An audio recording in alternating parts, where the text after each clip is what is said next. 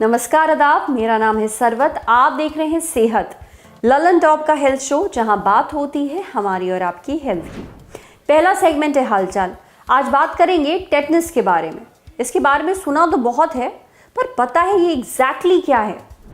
दूसरा सेगमेंट है तन की बात, गोल गोल घूमने के बाद चक्कर क्यों आते हैं। और तीसरा सेगमेंट है खुराक, यानी एक झकास सी हेल्थ टिप, जैसे केला और दूध साथ में लेना भले ही कितना ही हेल्दी हो, आपको ये नहीं करना चाहिए। हमें मेल आया विभव का। पटना के रहने वाले हैं। दिवाली पर घर की सफाई कर रहे थे, दरवाजे से हाथ पे गहरी चोट लग गई। अब सबने कहा तुरंत टेटनस का इंजेक्शन लगवाओ, पर वो काम में इतने ज्यादा मसरूफ हो गए कि फिर उनके दिमाग से ही निकल गया। 2-3 दिन बाद तो उन्हें इंजेक्शन का होश आया। अब उन्होंने हमें मेल किया, बताया कि लगभग 4 साल पहले उन्हें टेटनस का इंजेक्शन लगा था, तो क्या उन्हें ये इंजेक्शन दोबारा लगवाने की ज़रूरत है। और अब तो 3-4 दिन हो गए हैं, तो अब क्या लगवाया जाए या फिर नहीं। हमने कहा डॉक्टर साहब से पूछकर आपको बताते हैं। देखिए, हमने भी बचपन से टेटनस के बारे में सुना तो बहुत है, इंजेक्शन भी बहुत सारे लगवाए हैं, पर आज तक ये नहीं पता कि टेटनस में एग्जैक्टली होता क्या है। तो आज इन सारे सवालों के जवाब ढूंढते हैं। सबसे पहले जानते हैं कि टेटनस आखिर है क्या भला और होता क्यों। टिटनस एक गंभीर बीमारी है, जो कि एक जानलेवा बीमारी भी है। यह एक बैक्टीरिया क्लोस्ट्रीडियम टिटनी से होती है।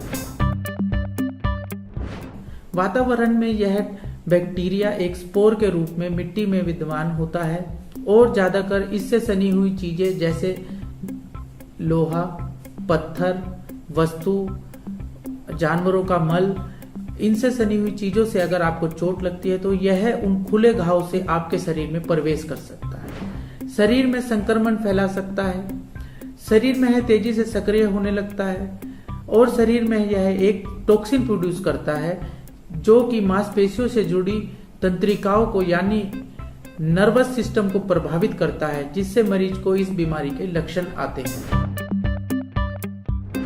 यह मरीज को छोटी से छोटी और बड़ी से बड़ी चोट के बाद भी हो सकती है।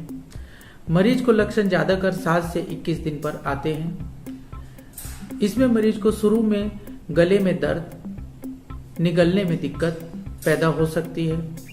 इसके बाद जैसे जैसे बीमारी बढ़ती है, मरीज की मसल्स ज्यादातर जकड़ने लगती है। इसमें मरीज के गर्दन और उसके आसपास की मसल ज्यादातर इफेक्ट होती है। उससे मरीज को गर्दन के आसपास और जबड़े के आसपास खिंचाव पैदा होता है और मरीज को मुंह खोलने में, सांस लेने में तकलीफ पैदा होने लगती है। इस कंडीशन को लोग जाव भी कहा जाता है। बीमारी गंभीर होने पर मरीज को सांस लेने में तकलीफ होने के कारण मरीज को वेंटिलेटर की जरूरत पड़ सकती है। अगर मरीज को इलाज समय पर ना मिले तो उसकी जान भी जा सकती है। चलिए, बीमारी के बारे में तो पता चल गया, अब आते हैं कुछ और जरूरी सवालों पर। इसके इलाज और इंजेक्शन, भाई इंजेक्शन का क्या चक्कर है, इसके बारे में सारी डिटेल्स पता करते हैं। सुनिए। टिटनस का जो इम्यूनाइजेशन है, इसके साथ साथ हम कभी कभी इम्यूनोग्लोबुलिन यानी कि बाहर से एंटीबॉडीज भी देते हैं प्रिवेंट करने के लिए। तो एक हम लोग जो इम्यूनाइजेशन है कब और कैसे देते हैं। देखिए, हमें बचपन में ऑलरेडी इम्यूनाइजेशन टिटनस के लिए दिया जाता है। हमें प्रॉपर डोजेस के साथ शेड्यूल रहता है, उसके हिसाब से प्रॉपर इम्यूनाइजेशन दिया जाता है। उसके बाद जो हम लोगों को लेना चाहिए वो है हर 10 साल के बाद एक बूस्टर डोज।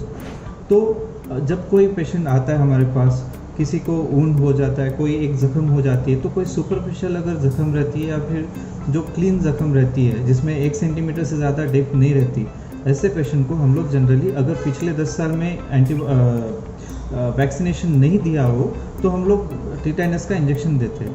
अगर ये जख्म 1 सेंटीमीटर से ज़्यादा गहरी हो, इंजरी होने के बाद 6 घंटे बीत चुके हो, या फिर ये थोड़ा सॉइल या फिर किसी फॉरेन बॉडी से कंटेमिनेटेड हो, ऐसे केस में हम लोग ये अगर पिछले 5 साल में टिटनस का बूस्टर डोज न लिया हो तो हम लोग एक एक्स्ट्रा बूस्टर डोज देते हैं। साथ में जब कोई पेशेंट जिसे अपना पहले कभी उसने वैक्सीनेशन लिया नहीं है या जिसे अपना स्टेटस पता नहीं है, उसे कंप्लीट कोर्स लेना अनिवार्य है। ये कंप्लीट कोर्स रहता है 3 इंजेक्शन का, जो इंजरी के दिन, उसके बाद 4 हफ्ते बाद और फिर 8 हफ्ते और उसके बाद 1 साल बाद, ऐसे हम उसे इम्यूनाइजेशन करते हैं।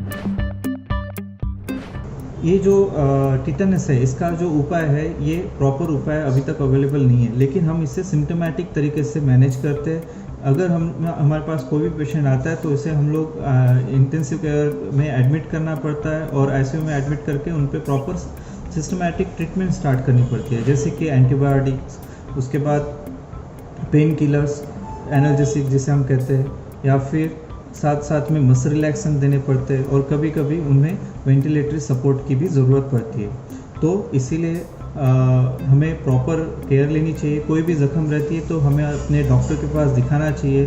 बहुत सारे गांव में माल प्रैक्टिस होती है, कोई उसके ऊपर कोई लेप लगाता है, कोई सॉइल लगाता है। ये बहुत ही गलत चीज़ है, जिसकी वजह से टिटेनस होने के चांसेस और ज़्यादा बढ़ जाते हैं, तो हमें इसे भी रोकना चाहिए।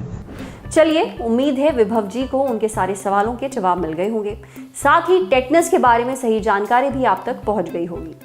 अब बारी है सेहत के अगले सेगमेंट की। बचपन में हम सभी एक ही जगह पर खड़े होकर खूब गोल गोल घूमते थे, फिर आता था चक्कर। अब बचपन में तो चक्कर खाकर गिरना भी खूब एंजॉय करते थे, पर आपने कभी सोचा है कि एक ही जगह पर गोल गोल घूमने के बाद दुनिया क्यों घूम जाती है, चक्कर क्यों आते हैं? देखिए, आपका हर बाल जुड़ा हुआ होता है एक नर्व सेल से। नर्व सेल वो काम करते हैं जो पोस्टमैन काका करते थे, एक जगह से दूसरी जगह संदेश पहुंचाना। आपका शरीर आपकी ब्रेन को कोई मैसेज देता है तो ये नर्व सेल वो मैसेज आपकी ब्रेन को देते हैं। ऐसे ही जब ब्रेन को कोई मैसेज आपके शरीर को देना होता है तो नर्व सेल ठीक वही काम करते हैं, मदद करते हैं। तो जब आप हिलते हैं, आपका सिर हिलता है, तो ये मैसेज जाता है आपकी ब्रेन तक। उसको पता चल जाता है कि आप मूव कर रहे हैं, इसलिए गोल गोल घूमते समय आपको चक्कर नहीं आते। चक्कर आपको तब आते हैं जब आप रुक जाते हैं। क्यों? क्योंकि आपके कान के अंदर एक फ्लूइड होता है। जब आप गोल गोल घूमते हैं तो ये फ्लूइड भी अंदर ही अंदर डांस करता है। आपकी ब्रेन को भी पता होता है कि आप घूम रहे हैं, सो नो टेंशन। पर जैसे ही आप रुकते हैं, आपको ज़बरदस्त चक्कर आता है, क्योंकि आप तो भले ही एक जगह पर रुक गए हो, वो फ्लूइड अभी भी आपके कान के अंदर नाच रहा है। उसे स्थिर होने में लगता है समय, और जब तक वो फ्लूइड हिलता रहता है जैसे एक गिलास में पानी, आपको चक्कर भी आता रहता है। पर कुछ समय बाद ये फ्लूइड स्थिर हो जाता है और आपको चक्कर आना बंद हो जाता है। समझे? अब बढ़ते हैं सेहत के अगले सेगमेंट की तरफ। खुराक, एक झकास सी हेल्थ टिप।